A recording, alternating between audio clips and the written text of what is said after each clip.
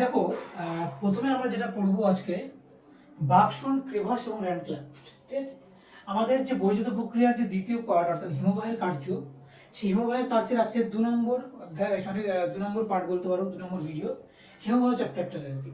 তো হিমবাহ চ্যাপ্টার আগের দিন আমি বলেছিলাম তোমাদেরকে যে হিমবাহের ধারণা বা হিমবাহ সংক্রান্ত কিছু পরিভাষা এবং হিমবাহের বিভিন্ন প্রকারভেদ সম্পর্কে। ঠিক আছে, আজকের আমরা যেটা পড়বো সেটা হচ্ছে কি এই যে হিমবাহ সংক্রান্ত আরো কিছু পরিভাষা বাকসন, ক্রেভাস এন্ড ল্যান্ডক্ল্যাফট সম্পর্কে জানবো এবং হিমবাহ কি কি কাজকর্ম করে সেগুলো সম্পর্কে আমরা মোটামুটি জানবো।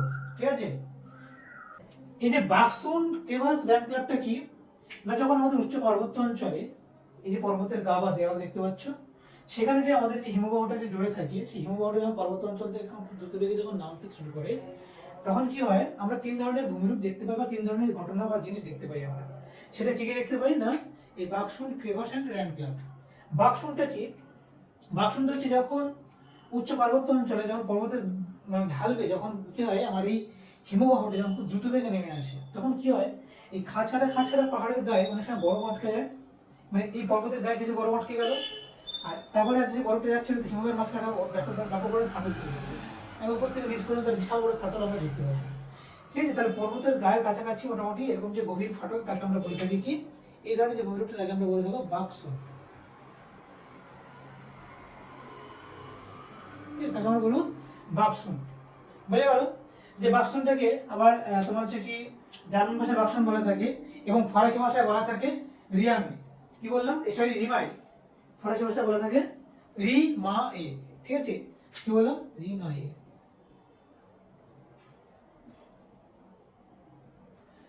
বুঝতে পারলে? আর কেবাসটা কি, বাকসন কেবাস দুটো প্রায় একই রকমের। কেবাসটা হচ্ছে যখন হিমবাহ চলছে আমার, ধরো কোনোটা এমন ঢিবিযুক্ত অংশ, ঠিক আছে, যেমন দেখবে আমরা কোনো জিনিস যাচ্ছে এরকম এরকম করলে দেখলে যে দেখবে মানে এটা এই যে এই যে এই যে এই যে এই যে যখন বাঁকটা নিচ্ছি আমরা, এই জায়গাটা কি হয়, প্রসারিত হয়, প্রসারিত হয় ফাটল তৈরি করে। ঠিক তেমনই ধরো একটা জিনিস যাচ্ছে, তোমাদেরকে একটা উদাহরণ দিই। ধরো ধরো এরকম একটা পথ আমার হিমবাহটা আসছিল, ঠিক এইরকম ধরো একটা ঢিবিযুক্ত ভূমিরূপ আছে, সেখানটায় এই বরফটা মানে এই যে উপর থেকে যখন ক্রস করছে, তখন এখানে ফাটলের আড়াআড়ি একটা ফাটল, সমান্তরাল ফাটল আমরা দেখতে পাবো। এই যে এখানে এই যে আড়াআড়ি যে ফাটলগুলি, যে ফাটলগুলো তৈরি হবে, এই লম্বা কিন্তু লম্বা লম্বা সিজি করলে বুঝতে পারতে পারবো একটা ছবিটা, এই লম্বা লম্বা কিছু ফাটল আমরা দেখতে পাবো। সেই যে ফাটল অগভীর অংশটা, এটাকে আমরা বলে থাকবো কি কেবাস। তাহলে কি হচ্ছে, দেখো হিমবাহ চলার পথে, হিমবাহ যখন চলছে, হিমবাহ প্রবাহটা যখন চলছে, তার চলার পথে যে আড়াআড়ি যে জিনিসটা তৈরি করছে, আড়াআড়ি যে ফাটলটা তৈরি করছে, তাকে আমরা বলছি কি কেবাস। বোঝা গেল জিনিসটা, তাকে আমরা বলছি কি কেবাস বা হিমাদ্রি। ওকে, তাহলে কেবাস হয়ে গেল, বাকসন হয়ে গেল, আর বাদ বাকি থাকছে ল্যান্ডক্ল্যাফট। ল্যান্ডক্ল্যাফটটা হচ্ছে এটা কিছুই নয়, এই যে পর্বতের গা, এখন হচ্ছে আমাদের যে পাথর অংশ, পর্বতের গা থেকে যখন শিলাখণ্ড যখন ফেটে যাচ্ছে গিয়ে একটা বিশাল বড় যে ফাঁকটা তৈরি করছে, তখন তাকে আমরা বলছি কি ল্যান্ডক্ল্যাফট।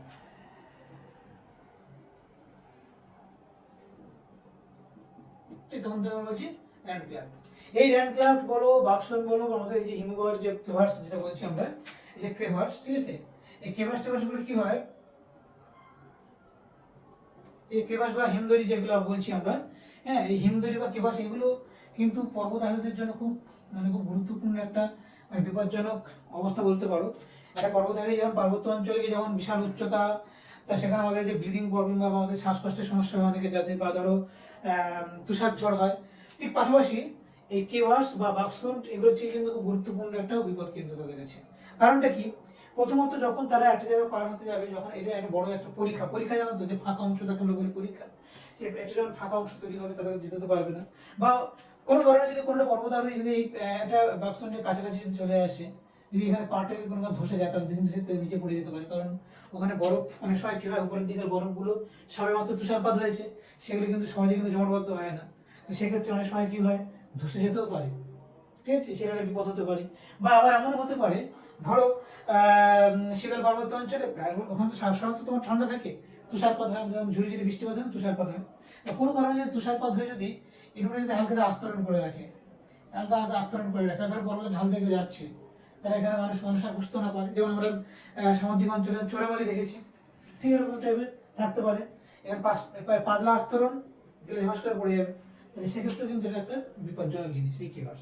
বুঝতে পেরেছো? তাহলে ল্যান্ডক্ল্যাফট, বাকসন, কেবাসের ধারণা হচ্ছে এটাই, যে পার্বত্য অঞ্চলে হিমবাহের মাঝে এই যে সুদীর্ঘ ফাটল বা লম্বযুক্ত ফাটল যে দেখতে পাচ্ছি পর্বতে নামার সময় যে ফাটলটা তৈরি হচ্ছে তাকে আমরা বলছি কি বাকসন। আর কেবাস কি বললাম, হিমবাহ চলার পথে কোনো ঢিবিযুক্ত অংশে বা কোনো উচ্চ স্থান থেকে যখন নামছে তখন আড়াআড়িতে যে একটা আড়াআড়ি বা সমান্তরাল একটা ধরনের ফাটল দেখতে পাবো তাকে আমরা বলছি কি হিমনদী বা ক্রেভাস। ওকে, এবার তো কি ক্লিয়ার হয়ে গেল। আর র্যান্ট তো বললাম পর্বতের গা থেকে যখন সম্পূর্ণ হিমবাহটা ছেড়ে যাবে কি একটা এরকম ফাঁকা তৈরি করবে তাকে আমরা বলবো কি র্যান্ট। ক্লিয়ার পর্যন্ত? তো তারপরে দেখো এবারে এগুলো তো বললাম কেন বিপজ্জনক, বুঝতে পেরেছো? আর তোমাদের এখানে আরেকটা জিনিস পড়তে হবে, তোমাদের এখানে আরেকটা জিনিস যেটা পড়তে হবে সেটা হচ্ছে তোমার এই যে হিমবাহ, এই হিমবাহ কি কাজ করে। যেমন আমরা নদীর ক্ষেত্রে দেখেছিলাম কি কি, নদীতে যেমন দেখেছিলাম নদী ক্ষয় কাজ, বহন কাজ ও সঞ্চয় কাজ করে। তবে হ্যাঁ, নদীর ক্ষেত্রে আমরা কি দেখেছিলাম, নদী পার্বত্য অঞ্চল থেকে একদম সেই মোহনা পর্যন্ত তারা সুদীর্ঘ প্রভাব পথ আমরা দেখতে পাচ্ছিলাম, তাই কিনা? সেটা দেখতে পাচ্ছিলাম। কিন্তু হিমবাহের ক্ষেত্রে তো তা হবে না। হিমবাহের ক্ষেত্রে কি হবে, পার্বত্য অঞ্চল এবং তার পর্বতের পাদদেশীয় অংশ পর্যন্ত তার সীমারেখা বা তার সীমাবদ্ধতা, এটুকুর মধ্যে আমরা বরফ বা হিমবাহটা দেখতে পাবো, তাই কিনা?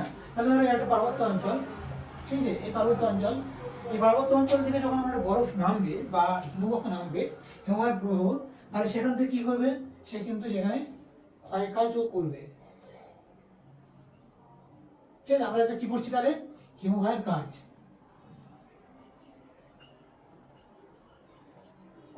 ঠিক আছে, হিমবাহের কাজ করছি আমরা। তাহলে এখানে ক্ষয় কাজ করছে 1 নম্বর। 2 নম্বর, এই ক্ষয়জাত পদার্থগুলো কিন্তু বয়ে যাবে, ক্ষয়জাত পদার্থগুলো কিন্তু বয়ে যাবে, অর্থাৎ বহন কাজও হবে এখানটায়। ওকে, এখানে বহন কাজও হবে। আর এই পাদদেশীয় অংশে এখানে গিয়ে সেই যে সঞ্চয় কাজ হবে, এখানে সঞ্চয় কাজ হবে জায়গাটা। তাহলে অর্থাৎ আমরা বলতে পারি এই হিমবাহ তাহলে কি করছে, তাহলে হিমবাহের মোটামুটি 3টে কাজ বললাম। 1 নম্বর কাজ হচ্ছে ক্ষয় কাজ করা, 2 নম্বর কাজ হচ্ছে বহন কাজ করা, আর 3 নম্বর কাজ হচ্ছে সঞ্চয় করা। এই 3 ধরনের কাজ কিন্তু আমাদের হিমবাহ করে থাকে। তো চলো এবার আমরা যেটা পড়বো যে এই ক্ষয় কাজ, যেমন আমরা নদীর ক্ষেত্রে পড়েছিলাম ক্ষয় কাজের কত রকম পদ্ধতির কথা, 5-6 রকমের পদ্ধতি পড়েছিলাম, 5 রকম পদ্ধতি পড়েছিলাম। বহন কাজের এরকম পদ্ধতি পড়েছিলাম কত, 4 রকমের। ঠিক তেমন আমাদের হিমবাহের কিন্তু এখানেও কিন্তু ক্ষয় কাজের 2টো পদ্ধতি আছে। এই ক্ষয় কাজের 2টো পদ্ধতিগুলো কি কি, একটা হচ্ছে উৎপাটন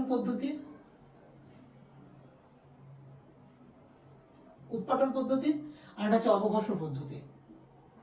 অবঘর্ষ পদ্ধতি সম্পর্কে তোমাদের মোটামুটি একটা আইডিয়া হয়েছে যখন আমরা আগে পড়ছিলাম অবঘর্ষ পদ্ধতি নদীর ক্ষেত্রে। উৎপাদন পদ্ধতি আর অবঘর্ষ পদ্ধতিটা বলি। দেখো যখন আমার একটা কোনো প্রভাব পথে, যখন আমার একটা ধরো প্রভাব পথ আছে, এই প্রভাব পথে যখন আমার কি যাচ্ছে না বরফ খন্ড যাচ্ছে বা হিমবাহ যাচ্ছে, এগিয়ে গিয়ে যাচ্ছে, তো যাওয়ার সময় কি হয়, যদি কোনো কারণে এখানটা আমার একটা ঢিবিযুক্ত স্থান থাকে, বা ধরো এই যে ধার থেকে যদি কোনো কারণে শিলা যদি খন্ডে খন্ডে বা ছোট ছোট ছোট ছোট আকারে যদি খুলে খুলে যায়, খুলে যাচ্ছে, অর্থাৎ বলতে পারি পার্বত্য অঞ্চলে হিমবাহের প্রবাহের দ্বারা যখন কি হবে কোনো শিলাখণ্ড পাথরখণ্ড খুলে আসবে, এই পদ্ধতিটাকে আমরা বলে থাকি উৎপাটন পদ্ধতি। উৎপাটন, উঠে যাওয়া উৎপাটন পদ্ধতি। তুমি ধরো দেখবে গ্রামের দিকে ধরো কোনো কারণে এই যে আমরা দেখবে না মাঠে যখন মাটিগুলো ফেটে যায়, ধরো একটা ফাটা অংশ একটা মানে একটা খোদ তুলে নিলাম আর কি, একটা ছোট একটা ফাটা মাটি টুকরো তুলে নিলাম, এটাকে বলছি আমরা উৎপাটন পদ্ধতি, খুলে যাওয়া। ঠিক আছে তো? আর অবঘর্ষ পদ্ধতিটা কি, ধরো আমার একটা বিশাল বড় ঢিবি ছিল, এবং ধরো তোমার এই পর্বতের যে হিমবাহের যে প্রভাব পথে ধরো আমার ঢিবি আছে, বোঝা গেল তো? এই ঢিবিটি তখন কি হবে না, যদি এর থেকে যদি কোনো কারণে হিমবাহটা না যায়, এটাকে ঘর্ষণ হবে, ঘষতে একসময় একটা ছোট গম্বুজ আকৃতি তৈরি করবে। ঠিক আছে, তাহলে দেখো উৎপাদন পদ্ধতিতে যে পদার্থগুলো খুলে যাচ্ছে তার দানাগুলো বড় টাইপের হবে। আর এখানে যে ঘর্ষণটা হচ্ছে অবঘর্ষণ, মানে বলেছিলাম যেটা যে উপত্যকার যে দেওয়াল, উপত্যকার যে দেওয়ালটা আমাদের নদীটা বা দেওয়ালটা, তার সাথে যখন কি হবে নদীর সাথে বয়ে আসা নুড়িকাকর বালি বা হিমবাহের সাথে বয়ে আসা হিমবাহ বা তার যে নুড়িকাকর বালি যেগুলো আছে সেগুলি যখন ঘষতে যাবে, ঠিক আছে, তাকে আমরা বলছি অবঘর্ষ হয়। বোঝা গেল কিছু তো? ঘষতে যাবে, দেখবে একটা মসৃণ হয়ে যায় কলের তলায় যে থাকে বা যেখানে আমরা কলছিটাকে বসে, তাই না? ঘষতে যখন চলে যাচ্ছে তখন তাহলে কি হচ্ছে, এটাকে অবঘর্ষ ক্ষয় বলছি আমরা। আর অবঘর্ষ ক্ষয় বলে কি হয়, এই যে ভূমিরূপটা একদম মসৃণ টাইপের হবে। আর উৎপাদন পদ্ধতিতে যে ক্ষয়টা হবে সেটা কেমন হবে, এবড়ে খোপড়ে টাইপের ভূমিরূপ হবে, এবং সেখানে যে দানাগুলো তৈরি হবে মোটামুটি টাইপের, আর এখানে যে দানাগুলো তৈরি হবে একদম সূক্ষ্ম দানার মতো। বুঝতে পারবে একটা? এই হচ্ছে ব্যাপার। তাহলে এটাকে আমরা বলছি কি উৎপাদন পদ্ধতি, আর এটাকে আমরা বলছি কি অবঘর্ষ পদ্ধতি। অবঘর্ষ পদ্ধতি বুঝতে পেরেছো, যে প্রত্যেকের সাথে আলগা পদার্থের ঘর্ষণটাকে আমরা বলছি অবঘর্ষ পদ্ধতি। তার হিমবাহ এই 3টে পদ্ধতিতে, এই 2টো পদ্ধতিতে আমাদের এই ক্ষয় কাজটা করে থাকে। আর এই ক্ষয়জাত পদার্থগুলো তারা বয়ে নিয়ে যায়, যেটাকে আমরা বলছি স্ক্রিয়ান টেলাস জানুয়ারিটা পর্বতের গা বেয়ে সেটা চলতে থাকে। হ্যাঁ, স্কিটালাস আমরা কোথায় পড়েছিলাম? পুঞ্জিত ক্ষয় পড়েছিলাম, তোমরা ক্লাস 9-এ পড়েছিলে, এটা পুঞ্জ ক্ষয়। ওখানে স্কিটালাসের কথা বলেছিলাম তোমাদের, ঠিক আছে? স্কিটালাস সেগুলোকে আমাদের যাচ্ছে এই যে খণ্ড খণ্ড টুকরো টুকরো যে অংশগুলোকে, সেগুলোকে বইয়ে যাচ্ছে, এবং সেগুলো যখন পর্বতের ঢাল হয়ে যাচ্ছে তখন সেখান থেকে তারা জমা হচ্ছে, জমা হয়ে গিয়ে সেখানটায় বিভিন্ন রকমের সঞ্চয়িত ভূমিরূপ তৈরি করে। এর পদ্ধতি বিশেষ কিছু তেমন নেই, তবে হ্যাঁ, কখনো কখনো শুধুমাত্র হিমবাহ যখন যায় তখন হয়ে যায়। আবার অনেক সময় কি হয়, পর্বতের পাদদেশীয় অংশ যখন নেমে যাচ্ছে, অর্থাৎ যদি আমার এখানে যদি আমার হিমরেখা থাকে, এখানে যদি হিমরেখা থাকে, হিমরেখা নিচে যখন নেমে যাবে তখন সেই বরফটা তো গলতে শুরু করবে, অর্থাৎ জলে পরিণত হতে শুরু করবে। তখন সেই হিমবাহ এবং জল একদম, আবার অনেক সময় কি হয়, পুরোটা গলে যায় না, মানে হিমবাহটা তো নামতে নামতে নামতে নামতে একটু জল শুরু হয়েছে, তবে পুরো সম্পূর্ণ গলে না, একটু হালকা কিছু থাকে। সেই বরফ এবং জল তারা মিলিত কার্যের ফলে সেখানে সঞ্চয় করে। তাহলে হিমবাহের সঞ্চয় আমরা যেমন দেখবো, আমরা হিমবাহ জলধারে মিলিত সঞ্চয় কার্যও দেখবো। ক্লিয়ার? আবার ক্ষয়ঘাতের ফলে কিছু ভূমিরূপ আমরা পড়বো, বনকার সাথে কোনো ভূমিরূপ তৈরি হয় না, জাস্ট পদার্থটা বয়ে চলে যায় বিভিন্ন প্রাকৃতিক শক্তির নিয়মে, সেটা জাস্ট চলতে থাকে এবং এখানে গিয়ে জমা হয়, এখানে বিভিন্ন রকম ভূমিরূপ তৈরি করে। তো সেইগুলো আমরা পরের দিন পড়বো। এরপরে আমরা হিমবাহের দুটো পার্ট করে নেবো। সেটা হচ্ছে আমাদের হিমবাহের ক্ষয়কার্যের ফলে সৃষ্ট কি কি ভূমিরূপ আছে, একটা বড় ভিডিও আসবে সেটা। আর একটা যদি তোমার সঞ্চয় কার্যের ফলে কি কি ভূমিরূপ আছে সে সম্পর্কে একটা ভিডিও দেবো, ঠিক আছে? আচ্ছা, শুধু সঞ্চয় কাজ একটা দেবো, আর সঞ্চয় এবং হিমবাহ এবং জল, এই দুটো সঞ্চয় বলে একটা দেবো। টোটাল 3টে ভিডিও আমার এখান থেকে পরের বার আসবে, ঠিক আছে? আজকে এখানে আপাতত রাখছি, দেখা হবে পরের কোনো একটা ভিডিওতে। আপাতত পড়াশোনা করতে থাকো, অল দ্য বেস্ট।